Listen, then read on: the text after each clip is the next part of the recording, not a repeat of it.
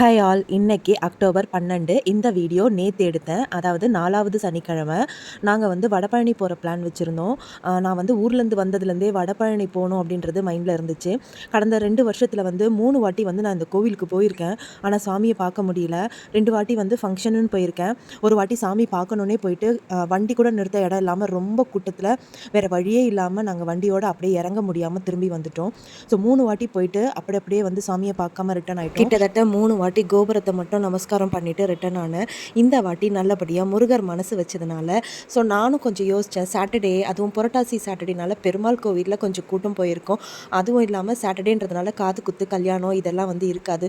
So அதனால் வர கூட்டம் வந்து பாதி குறைஞ்சிருக்கும். ஸோ நான் நினச்ச மாதிரியே போன ஃப்ரீ டிக்கெட்டில் வந்து பார்த்திங்கன்னா ஒரு 30-40 பேர் தான் லைன் நின்றுட்டுருந்தாங்க. ஆனால் நான் 50 ருபீஸில் வாங்கினேன். ஏன்னா ஃப்ரீ டிக்கெட்டை விட இவரை கொஞ்சம் கிட்டத்தில் வந்து முருகரை நம்ம தரிசனம் பண்ணலாம். ஸோ அதுக்காக நான் போனேன். ஆனால் நாங்கள் போன டைமில் 50 ருபீஸில் யாருமே இல்லை. ஸோ கிட்டத்தட்ட 3லேருந்து 4 நிமிஷம் முருகரை நின்று ரொம்ப சந்தோஷமாகவும் நிம்மதியாக ரிலாக்ஸாக வந்து நான் முருகரை தரிசனம் பண்ணிட்டு வந்தேன். சாமி பார்த்துட்டு வந்து பிரகாரத்தை சுற்றி வந்து ஒரு இடத்துல உட்காந்து கந்த சஷ்டி கவசமும் அங்கேயே நிம்மதியாக படித்தாச்சு. இந்த கோவிலில் தாங்க எனக்கு சின்ன வயசில் காது குத்துனாங்க.